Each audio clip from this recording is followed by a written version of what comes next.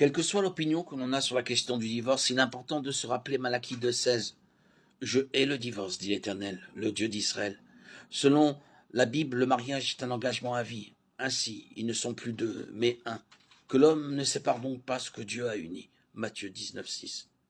Dieu sait cependant que les mariages impliquent deux êtres humains pécheurs et que des divorces vont se produire. Dans l'Ancien Testament, il a établi des lois pour protéger les droits des personnes divorcées. Deutéronome 24, 1, 4. Jésus a souligné que ces lois ont été données à cause de la dureté du cœur des gens, et non parce que ces lois étaient le désir de Dieu. Matthieu 19, 8. La question du remariage après un divorce est abordée directement dans 1 Corinthiens 7, 10, 11.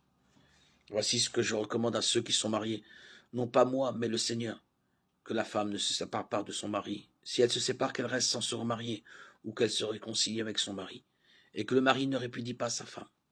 La règle biblique est donc qu'il ne doit pas y avoir de divorce, et si un divorce survient, de remariage. Il existe deux exceptions possibles à ce principe fondamental, dont l'une est abordée par Paul dans le même contexte.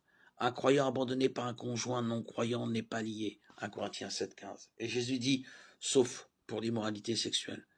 Dans Matthieu 5, 32 et 19, 9, ainsi, selon la signification exacte de lié et d'immoralité sexuelle, il peut y avoir des cas dans lesquels le remariage est autorisé après un divorce.